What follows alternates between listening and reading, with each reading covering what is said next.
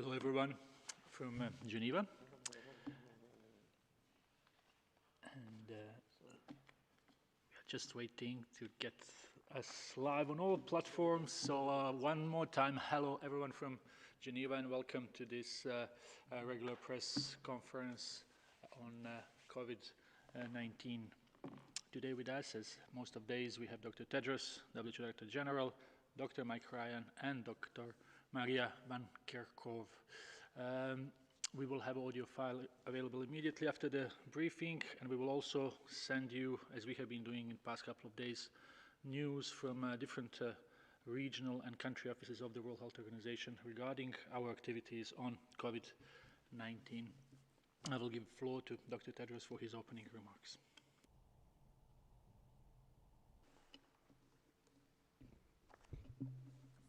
Thank you, Tariq.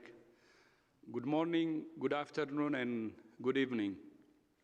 Globally, nearly 1.5 million confirmed cases of COVID-19 have now been reported to WHO, and more than 92,000 deaths. In the past week, we have seen a welcome slowing in some of the hardest hit countries in Europe, like Spain, Italy, Germany, and France. On a personal note, I was pleased to see my friend Boris Johnson is no longer in intensive care. I wish him all the best, as I wish the best for everyone who is facing what he faced. At the same time, we have seen an alarming acceleration in other countries. I want to take a moment to highlight Africa, where we're seeing the spread of the virus to rural areas. We're now seeing clusters of cases and community spread in more than 16 countries. We anticipate severe hardship for already overstretched health systems, particularly in rural areas, which normally lack the resources of those in cities.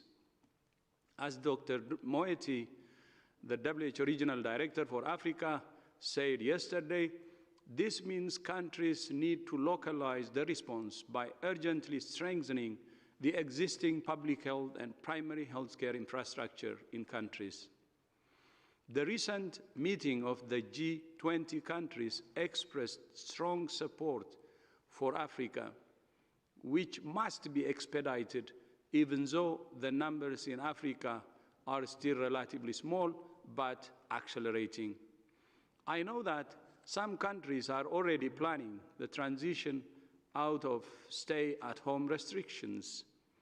WHO wants to see restrictions lifted as much as anyone. At the same time, lifting restrictions too quickly could lead to a deadly resurgence. The way down can be as dangerous as the way up if not managed properly.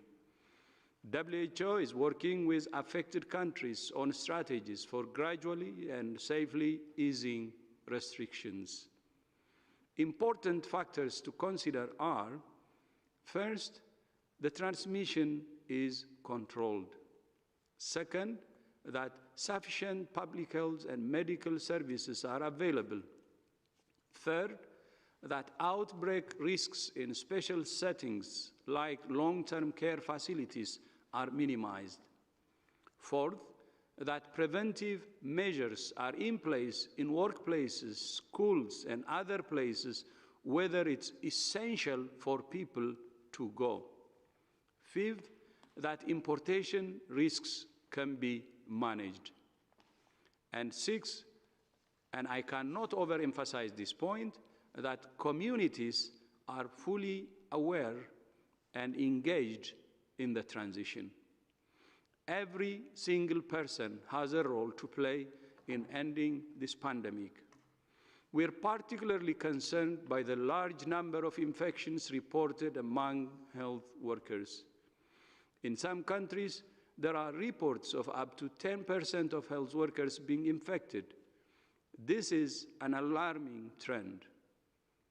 When health workers are at risk, we're all at risk. Evidence from China, Italy, Singapore, Spain, and the United States is helping us to understand why this is happening and what we can do about it. It shows that some health workers are actually being infected outside health facilities, in their homes or communities. Within health facilities, common problems are the late recognition of COVID-19, or lack of training or inexperience in dealing with respiratory pathogens. Many health workers are also being exposed to large numbers of patients in long shifts with inadequate rest periods. However, the evidence also shows that when health workers wear personal protective equipment the right way, infections can be prevented. That makes it even more important that health workers are able to access the masks, gloves, gowns, and other PPE they need to do their jobs safely and effectively. To support countries, WHO has launched 3 tools to help managers and planners calculate the health workers' supplies and equipment that will be needed for the increase in COVID-19 patients. On Wednesday, I mentioned the new United Nations Supply Chain Task Force to coordinate and scale up the procurement and distribution of personal protective equipment, lab diagnostics, and oxygen to the countries that need it most.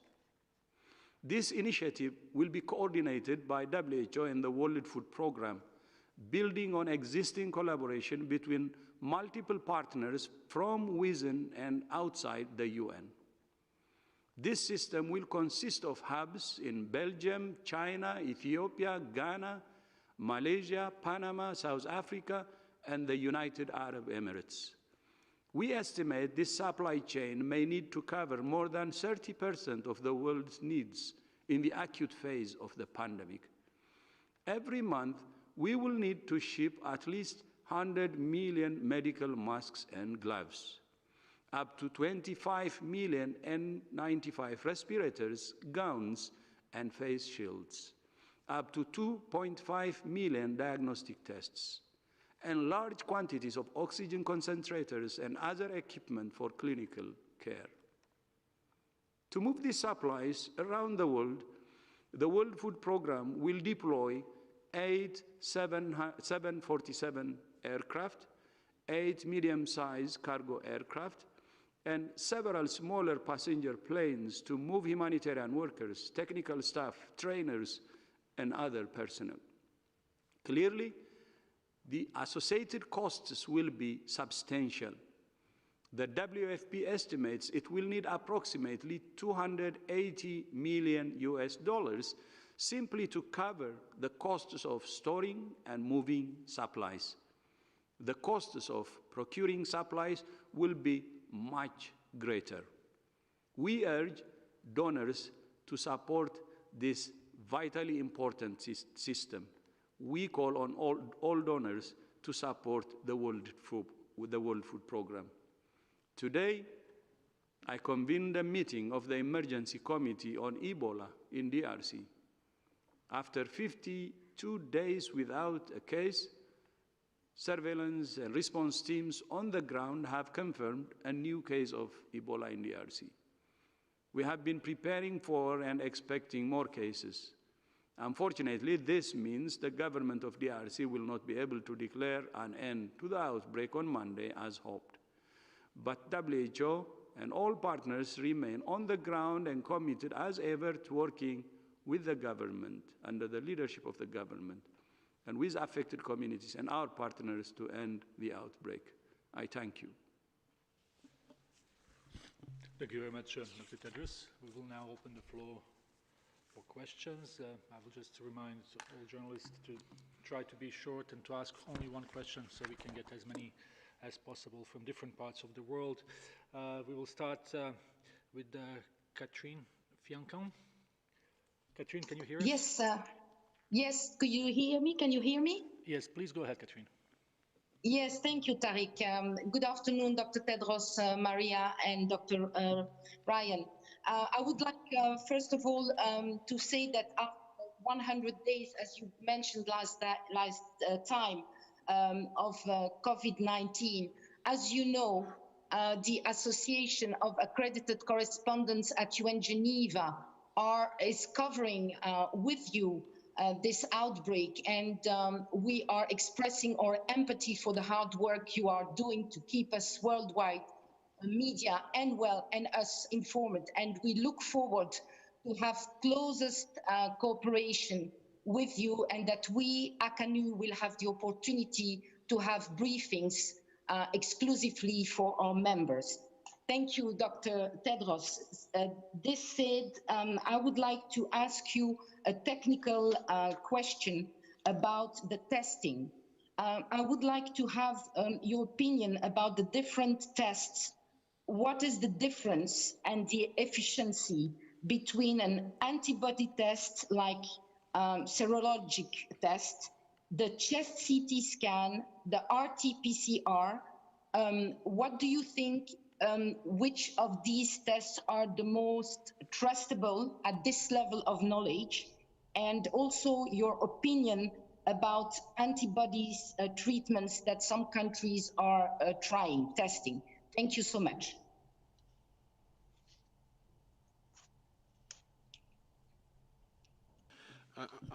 I can start, and Maria will give you more detail. I think we've issued guidance, a technical document very recently on the different tests and different availability and different uses of tests out there. In fact, this afternoon we had a very interesting and deep discussion with our strategic and technical advisory group on infectious hazards, just to look at this, because it's a confusing world out there now with rapid tests and antibody tests and antigen tests and PCR tests, and countries are grappling with what is the best choice for them. It would be best to look at that document, but to make it to be very straightforward, and in this forum, the PCR-based test, the test which you see every day of the swab being pushed up somebody's nose, the testing for that is usually based on identifying the coronavirus directly, by finding its RNA, by finding the actual evidence that the bug is in your nose. Those tests have been distributed widely around the world and are probably the most accurate way to determine whether someone is currently infected. In other words, the virus is in their body. X-rays can confirm that someone has pneumonia. An X-ray does not confirm that you have coronavirus. But if you have a positive coronavirus test and your X-ray or chest X-ray or your CT scan shows that you have pneumonia, then obviously the physician can attribute the pneumonia to the coronavirus.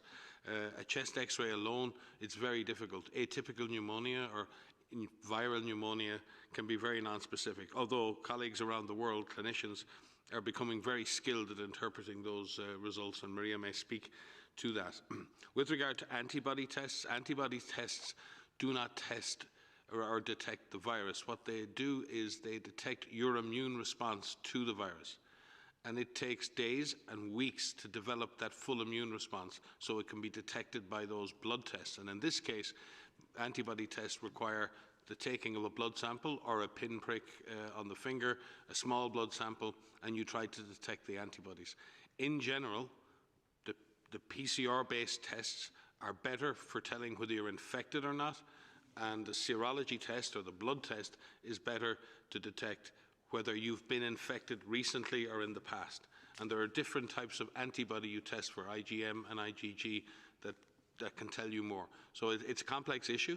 Right now, for governments, they need to focus specifically on PCR-based testing or any form of testing that detects active infection.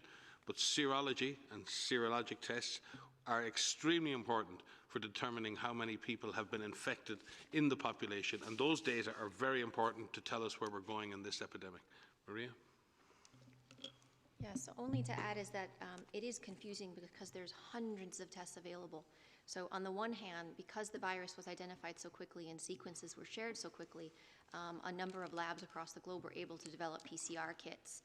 And so there are a number of PCR or molecular tests, and these are the tests that will, as Mike said, detect if you are currently infected with coronavirus. So there's hundreds of those that are on the market. And we are working with our collaborating center labs and with FIND to do an evaluation of the tests that are on the market so that we can see how well they perform when actually being tested on clinical samples. So that is a process that's ongoing. And that is typical when you have an emerging pathogen. This is a process that needs to take place when you have new tests on the market. We're going to be doing the same thing with the serologic assays that are also on the market. We did issue a scientific brief a few days ago, which outlines why it's difficult right now to be able to use rapid antibody tests, which do not detect acute or current infection, but do detect if you were infected in the past. And we recommend those right now for research. And so those are absolutely critical to be able to evaluate what proportion of the population has been infected with this novel coronavirus. But there is a lot on the market, and this is a positive thing. What we need to do is we need to make sure that they are evaluated and validated across multiple labs so that we can see how well they do perform in actual use by countries. Thank you very much for these detailed answers, and thank you, Catherine, for your kind words on behalf of ACANO Association, Geneva-based correspondents, and for your proposal that we will consider. We will go to the next question. Yes, please. On the request from Catherine, I'd like to say how grateful we are to our Geneva-based journalists, and we would be happy to organize an exclusive session with our Geneva-based journalists. So thank you so much, Catherine, for bringing that up. Thank you. Well, I think this has been now decided. So next question will go to Helen Branswell. Helen, can you hear us? Hi, yes, and thank you for taking my question. And can I just say, I'm so sorry about the news from North Kivu. That's heartbreaking that there's another case there, Ebola case. I guess my question is for Maria, if I could please. Can you give us a better sense at this point about the breakdown of mild and moderate cases? What really is the percentage of cases that you would call mild, and how do you define mild, and then what is moderate at this point? So hi, Helen, thank you for that question. So as you know, we've been looking at the proportion of cases that have developed disease, that have developed mild disease, or moderate disease, that have developed severe disease, critical disease, and have died. And most of the data that we have, with a very clear breakdown of this, came from China initially, which suggested 80% were between mild and moderate, 40% being mild, 40% being moderate. That moderate category includes pneumonia that doesn't need hospitalization. So it is still a significant infection, significant disease. And I'm sure many of you have seen people who have experienced COVID-19 say, this isn't an easy thing to get through, it's pretty tough, even though I didn't need hospitalization. So moderate disease does include pneumonia. What we're trying to get a better handle on, and we're getting this through our expert networks, we're talking directly with clinicians from all affected countries who are dealing directly with patients, is what is that proportion, what does that breakdown look like in different countries? The challenge with that is when you look at it at the national level, it doesn't give you the details that you need at that subnational level and looking at certain populations. For example, when we know that there are individuals who have underlying conditions, we know that that group, or older people who are over 60 years old, that group can have a very different breakdown in terms of how many of them will develop severe disease. In all of our models and our forecasting tools, we've used the breakdown of 40% mild, 40% moderate, 15% critical, and 5% severe. And we feel that that's a good basis for some of these projections and some of these tools to be able to prepare for supplies. But as new data become available, we will modify those percentages when they come out. If I could just add to Helen, I think, and thank you for your concern regarding Eastern Congo. I think we obviously our sympathies are with the family of the person who has been lost, but the positive news is that the government of Congo, the teams, the partners on the ground at WHO were alert. Every day we investigate 2,600 alerts across the 2 affected provinces still. We take thousands of samples every single week, and we will continue that active surveillance right the way through. And we'll just have to go again for another 42 days. It's a testament to the strength and resilience of workers in North Kivu, to the local workers who continue to trace and track, continue to investigate, continue to report, and continue to leave in place the infrastructure needed. The government of Congo and ourselves, with our partners, are ready to respond and react if things were in any way to deteriorate. And in that sense, maybe that's our lesson for COVID-19. There is no exit strategy until you're in control of the situation, and you must always be ready to go back again and start again. And in that sense, I think there are some lessons there to learn by ensuring that the infrastructure you have on the ground is capable of dealing with the unexpected. Never be surprised. Thank you very much, Helen, for that question. Next question comes from Mr. Esmir Milovic from N1 Television from Sarajevo, Bosnia. Mr. Milovic? Yeah, can you hear me? Yes, please go ahead. My question is for Dr. Tedros, and you spoke about that a bit, but I want to ask you for a further comment. We lost recently in Bosnia and Herzegovina one of the leading experts on this field who passed away, and he worked with the WHO, and that's a very hard situation. Dr. Pashagic have passed away, and we have a conflicting informations here why he had passed. He was infected home, and that's a very hard situation. And we hear from other medical doctors and nurses and workers around the world. So what we can do to prevent the situations like this in the future, and also what we can do to increase money for research, which is necessary at the moment, and we know that many countries are talking about that. Thank you so much.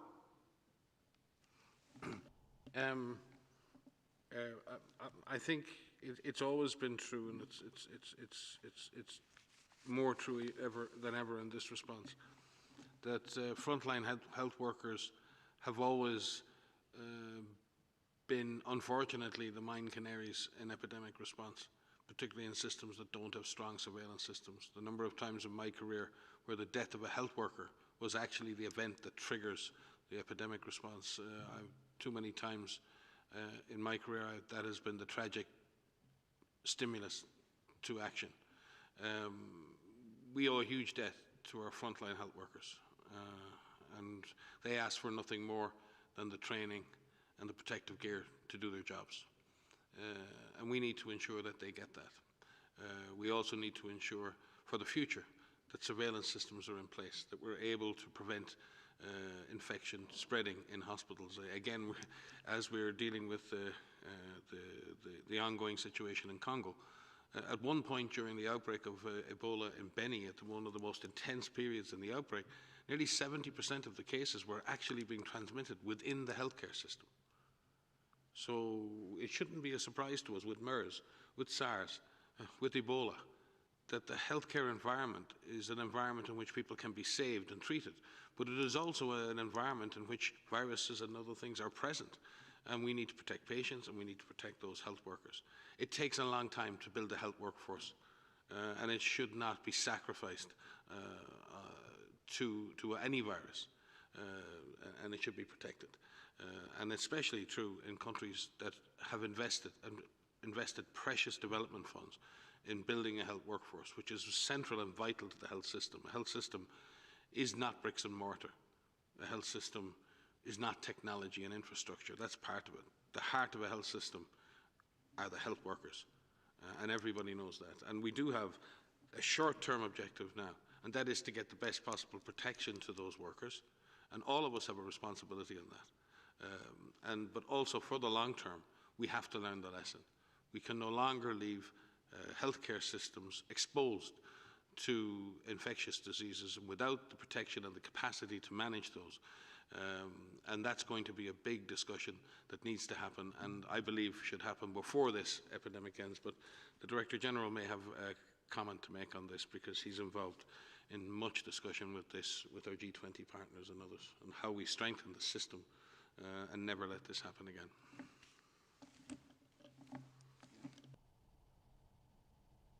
Yes, so just to add to, in addition to the personal protective gear that we must provide to our frontline workers in masks, medical masks and respirators, gloves, gowns, and we must train our healthcare workers. So what we've seen from the recent studies that have been published on healthcare worker infections, which we're very grateful to see evidence around this. I first should say sorry for the loss that you mentioned. What we must do is we must train our healthcare workers for respiratory diseases, for infectious diseases, because what we've seen is in some initial cases of healthcare worker infections, they've been infected in different wards where they're not used to infectious diseases. They may be long-term care wards for older individuals, and so they just don't have the training. And right now, with COVID-19 circling the globe, all healthcare workers must know about this virus. They must know how this is transmitted, and they must know how to protect themselves. We have trainings that we've put up on our Open WHO platform, which are interactive, which could teach healthcare workers about what this virus is, how it is transmitted, and how they can protect themselves. And not only what needs to be worn, but how to put the materials on, how to put the PPE on, how to take the PPE off safely. We must also find ways in which we can provide psychosocial support to our healthcare workers and our frontline workers, because this is a very difficult position that all of them are put in now or will be put in countries that have not yet seen large numbers of cases. We need to find ways in which we can provide some rest periods for them, so that they don't have very long extended shifts or too long of extended shifts, and they have ample time to rest. Because when fatigue sets in, it's possible that maybe the personal protective equipment isn't taken off properly. And that's not to blame the healthcare worker. So there are things that we can put in place, and right now we have tools available to train every healthcare worker on the planet. And that is something that we look forward to working with all of our member states through our regional offices to do this training so that they can be better prepared to protect themselves against infection and provide the best care that they can for all patients with COVID-19. Just one thing I would like to say. Countries who, relatively have the strongest health system have been actually surprised by this pandemic. It shows that any system could have gaps. And we should have the humility to see to what extent our system is prepared and where are the gaps and how can we improve it for the future. I think from this pandemic, we have to try to focus on learning what the gaps are. This is not a message only for the developing world. This is a message even for the developed countries. Across the board, you see lack of preparedness of the public health system, and of course, the whole health system. And that's why WHO has been advocating for universal health coverage, health for all, strong health systems, and with a strong foundation of primary health care. And within that, strong preparedness, especially in public health, to prevent outbreaks. That's the best, actually, the best option. And if it happens, to diagnose early and respond quickly and arrest it as quickly as possible. But we can see now, through this pandemic, there is a serious challenge or vulnerability even in countries who claim to have the strongest health system. I think this should bring humility to all our countries and see and assess the situation carefully, understand the gaps carefully, and understand the importance of health for all. We should not go into the cycle of panic and neglect. As you all know, we are now in a phase of panic because there is this dangerous, invisible virus which is wreaking havoc, and there is panic, and there is concern, but that should actually lead into asking questions on what to do to strengthen our system and to improve or reduce the vulnerabilities that we have. So the risk which is coming to our health professionals is because of weak health system. The reason why we're not detecting or preventing the outbreak easily or quickly is because of weak health system, because of serious vulnerability. And I don't think there is, from what we have seen now, no country is immune. No country can claim that it has a strong public health system or a strong health system. So we have to really be honest and assess and address this problem to provide better services to our people, but at the same time to protect our health professionals too. Thank you very much. Next question comes from Brazil, Ana Pinto. Ms. Pinto, can you hear us? Oh, yes. Yes, please go ahead. I can hear. Can you hear? Okay. Fine. Yeah. So it seems there seems to be a lack of coordination in some countries in terms of data collection and also lack of transparency when informing figures. In Brazil, for instance, studies have been indicating that numbers may be underreported. I would like to know if WHO is tracking those problems, and if so, what can be said about the quality of data in Brazil? And since quality data is crucial to formulate the right policies, what could be done to tackle underreporting data in such countries in the world? Thank you very much.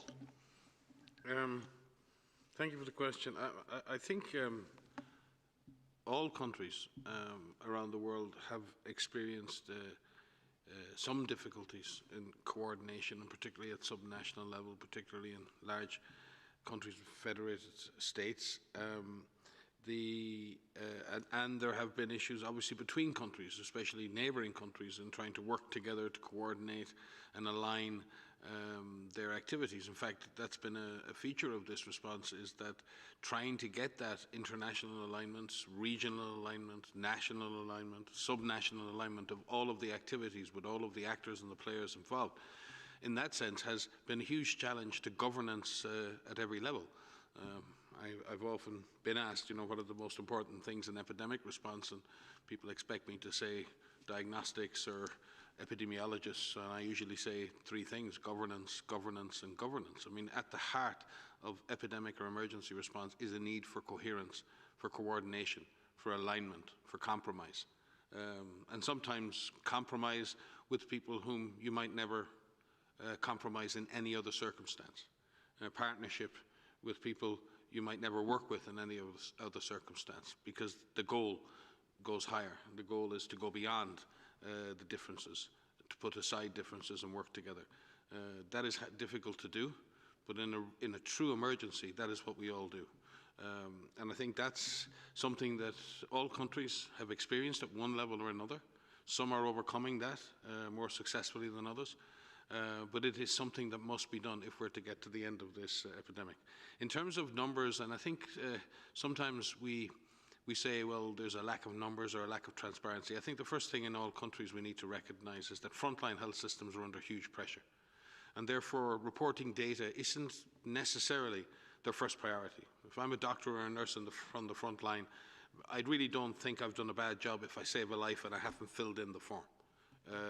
And therefore, I think we have to give local systems a break.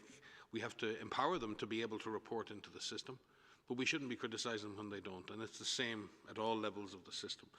We need to just make sure there's enough data to make a proper assessment of the situation. If there are large gaps, geographic gaps in the data, that's a problem. If there are large gaps around certain communities, if there are gaps around certain vulnerable communities, and that's a vacuum, then that's a bad thing. But I think just harping on the daily numbers, it's very difficult.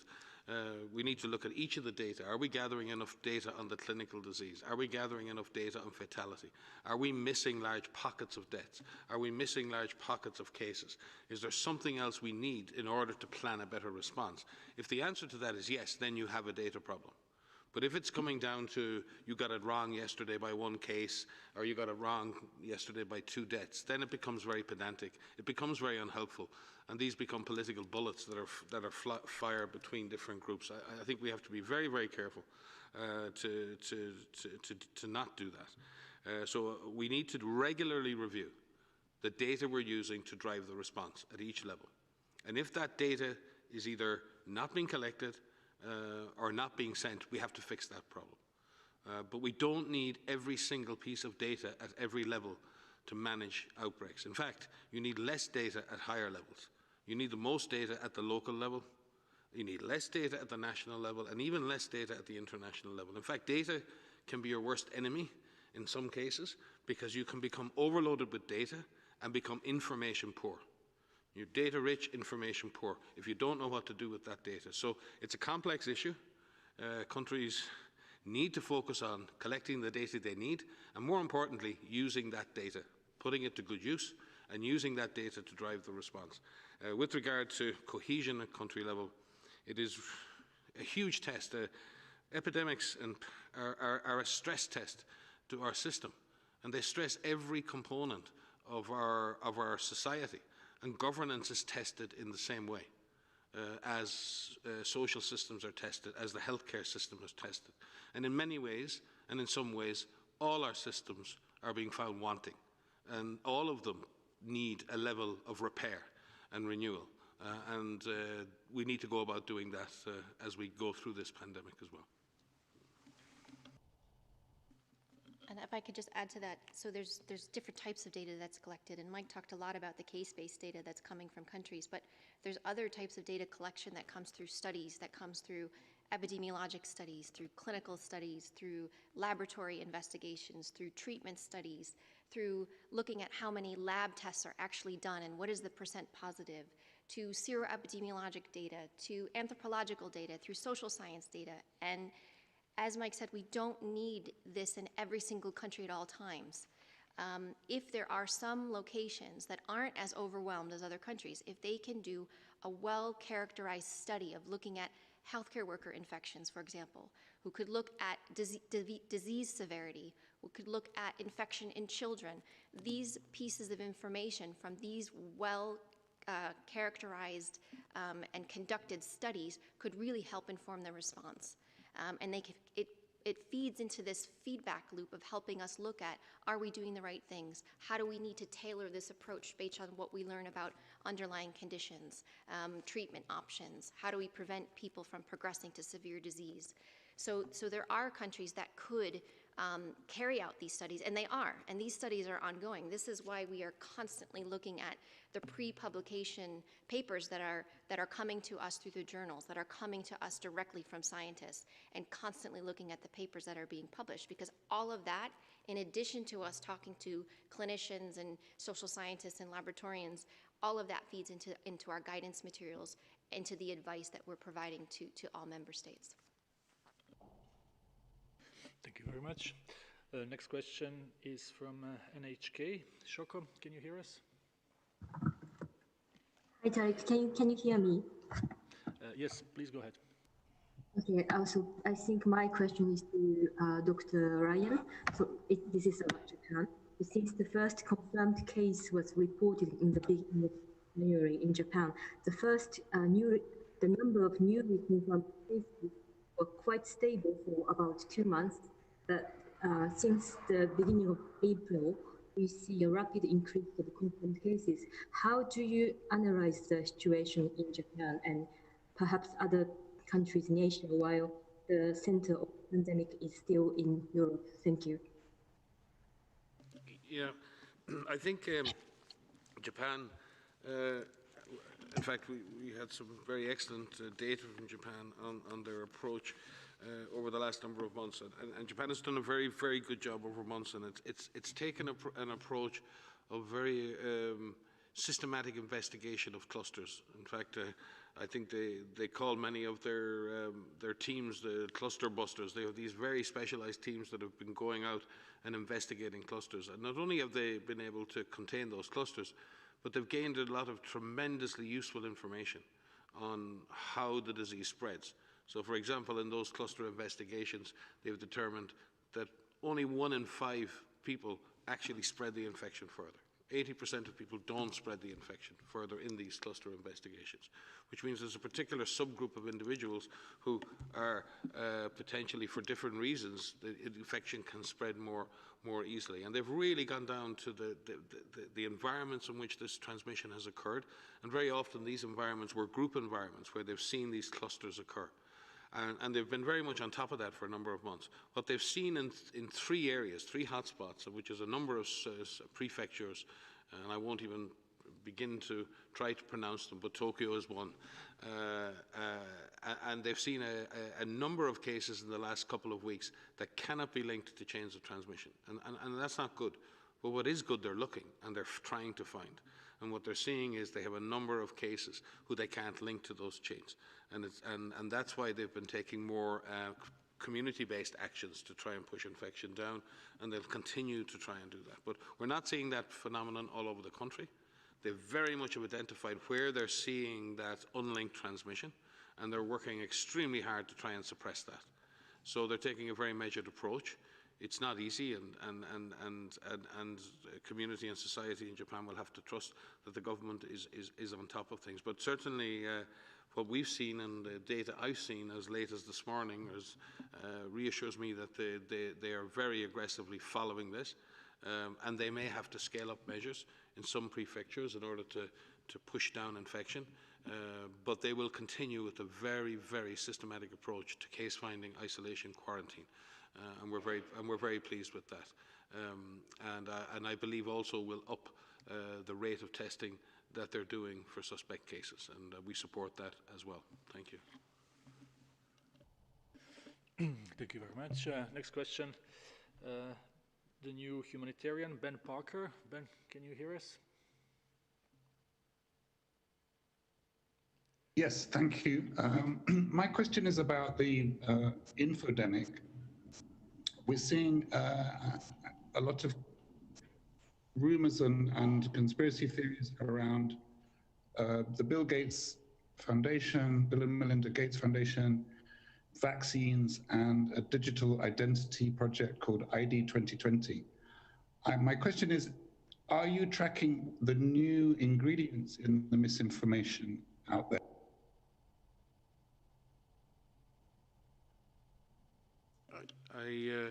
I didn't fully understand your question, but certainly WHO is tracking a lot of information across all of the different platforms and actively looking out for anything that represents misinformation. We're very careful not to go after the suppliers of information. Our focus is on getting the best information out there and countering bad information with good information. And our team, I'm sure, can update you in much more detail on the exact detail of what we're doing there. But I'm not aware of the initiative that you refer to, but we're very much working closely with the Bill and Melinda Gates Foundation on a number of different projects, but in particular related to COVID-19 and in the procurement and supporting countries in delivering vital supplies, including diagnostics to countries, and in supporting the research and development of lots of different products. So we're very, very pleased with the support that BMGF has given not only to us, but in the United States and around the world to other institutions and entities, and we look forward to working with them even more closely in future. But we will certainly look into the platform that you mentioned. I'm not aware of it. Only to add here that, I mean, we are constantly dealing with misinformation that's out. And what we're seeing are innovative tools to be able to counter this misinformation. And we're working with a number of partners in the digital field to be able to help us do that. But we're also seeing a larger number of people who are actually coming out and saying, that's not true. And they're not forwarding those messages that are incorrect, and therefore spreading that misinformation. And that's an increasing trend. That's a very positive one, and saying, no, where did you get that information? That's not quite right. Let me figure this out. Let me go to a reliable source so we can answer that question.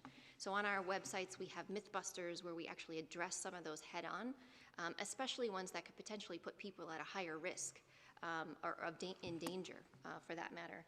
But it is something that we are constantly looking at through our EpiWin program platform. We're talking with different industries and different groups who we may not normally have spoken to regularly to be able to address their questions. Sometimes it's not misinformation, it's just a misunderstanding. And so it's also important for us to clarify things if things are not clear, to make sure that the technical information that we put out as an organization reaches the people who need it most. But this is something we're constantly looking at and constantly looking for ways to improve on so that the right information gets in the hands of the people that need it most. Thank you. I just wanted to comment on Gates Foundation. I have known Bill and Melinda for many, many years now, and have been working with them very closely, not as a DG, but when I was in Ethiopia working in the Ministry of Health and later on. Their commitment, I mean, these two human beings, it's amazing.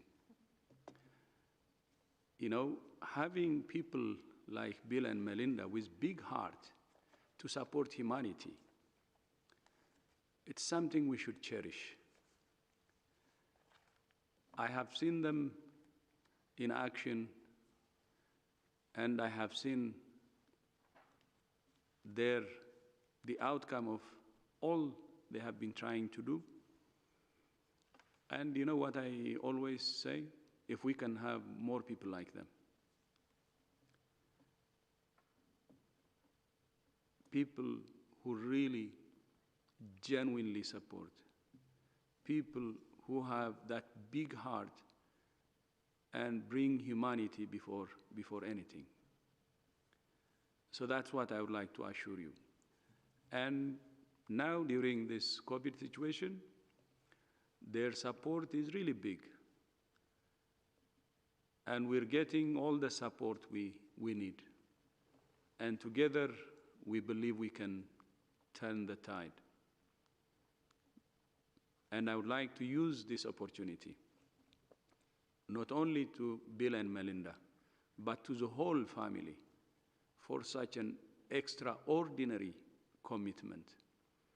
And not only the family, to the foundation at large also, for the commitment and all that they're doing. I know the world recognizes this, but they deserve our respect and appreciation. Thank you.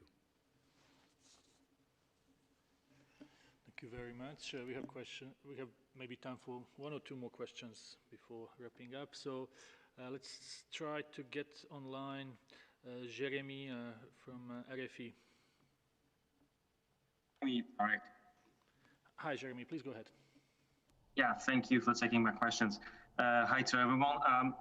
Just a quick question about some limited studies in the US and in China seems to show that COVID-19 could affect the brain. I would like you to have to comment on that. Do you have more on that? And if it is true, would that be another incentive to test even more? Thank you. I will start, and Maria will give more detail. When we talk about COVID-19 affecting the brain, there are two ways in which brain function can be affected in infectious diseases in this case.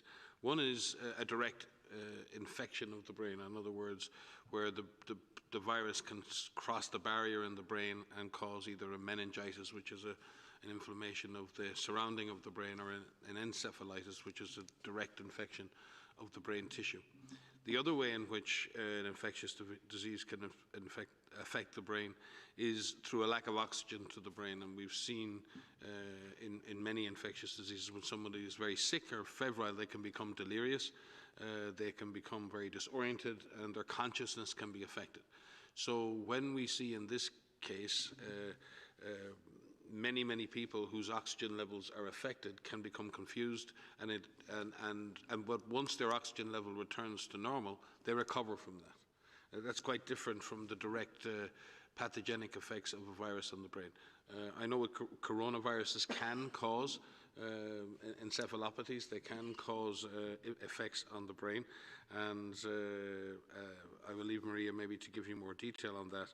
But certainly a lot of what people may think is the brain impact of the virus is just very often the effect of low oxygen levels in the blood, in which a person may become confused and recovers quickly after. But there are situations in which there can be direct effects. Maria?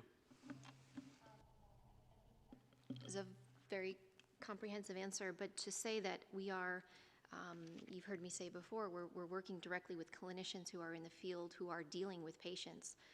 And so any impact on the body from infection with this virus is being evaluated.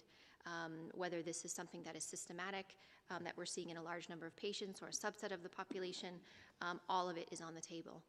And until we have a perfectly clear understanding of what this virus does to people who that are infected, everything is on the table.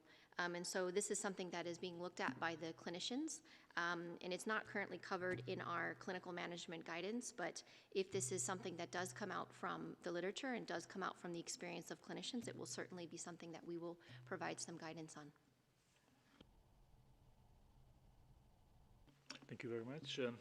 We will try now to go to Simon Ateba from News Channel Africa. Simon, can you hear us? Yes, I can hear you. Can you hear me? Yes, please go ahead. So my name is Simon Ateba from Today News Africa in Washington, D.C., and my question is on human rights. Amnesty International is warning that information is being collected from more than 1.6 million people around the world. Government can use it against them. So my question is, are you concerned that personal health information being collected by patients around the world can be used by government or even shared with tech companies? And is this information being shared with WHO, and is WHO sharing that information with third parties? Thank you. Yes, no, the issue, well, I would suggest that governments and many other entities are collecting much more information about every citizen than we might necessarily realize at times. Certainly there are very strict rules regarding the gathering and sharing of clinical data from any individual. A patient's clinical record is their own, and most governments have very strict data sharing policies, both for international and national sharing of data, and have rules around anonymity and anonymization of data sets that are shared.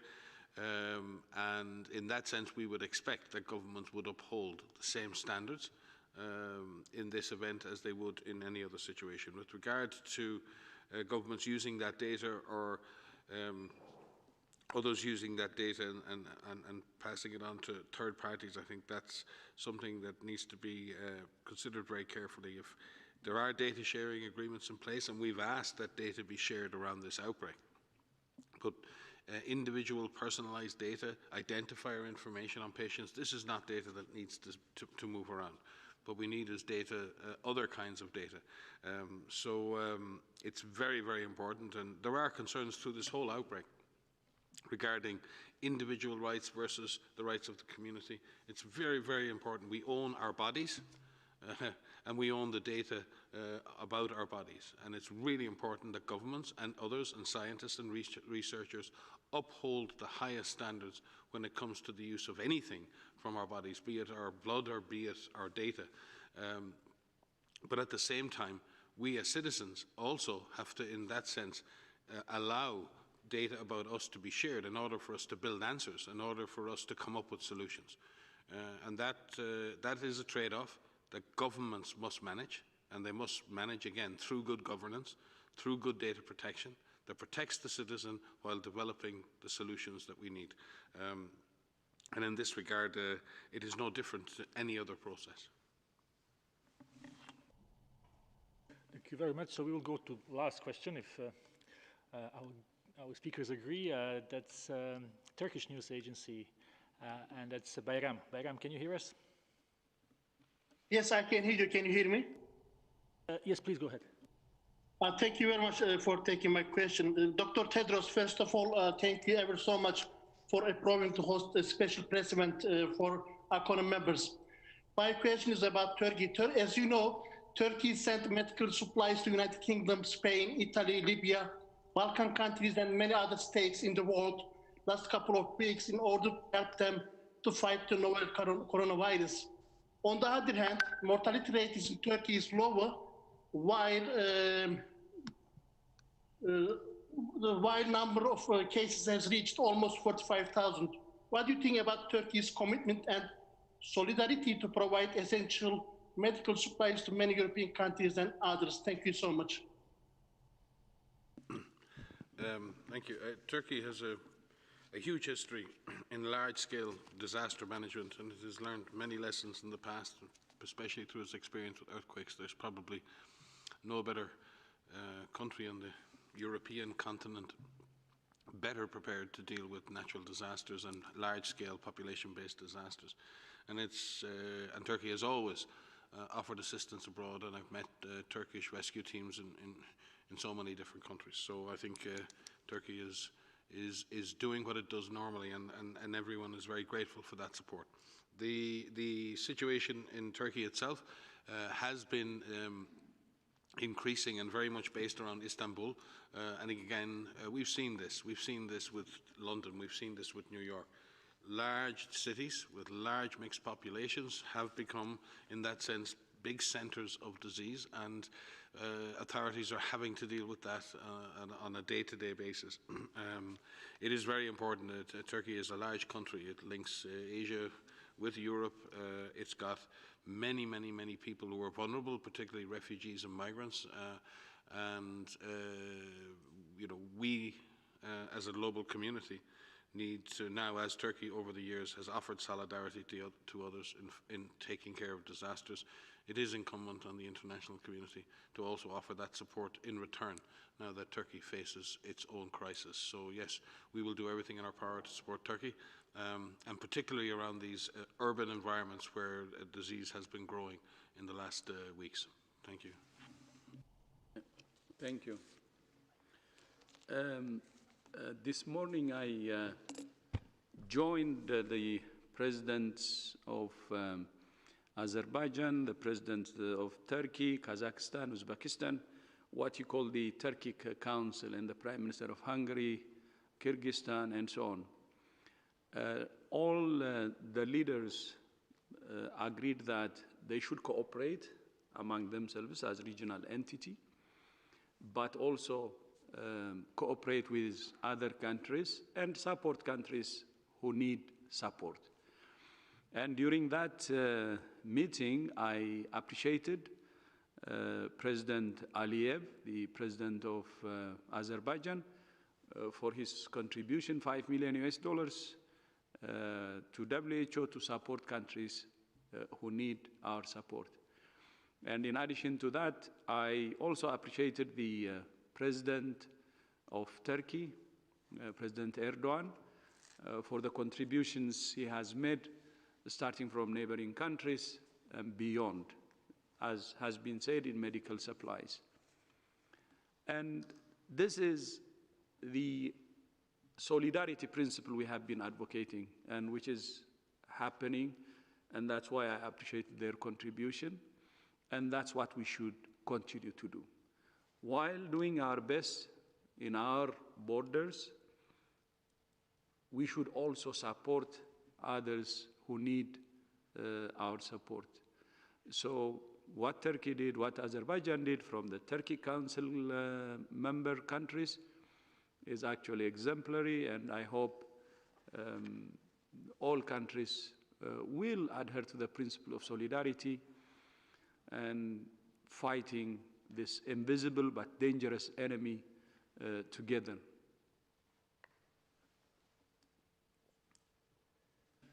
Thank you very much, Dr. Tedros. We will conclude today's press briefing.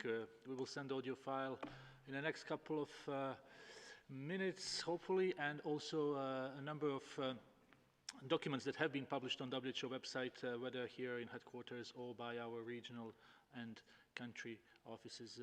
Wish everyone a very nice weekend, and see you next week. Yeah, thank you, Tariq.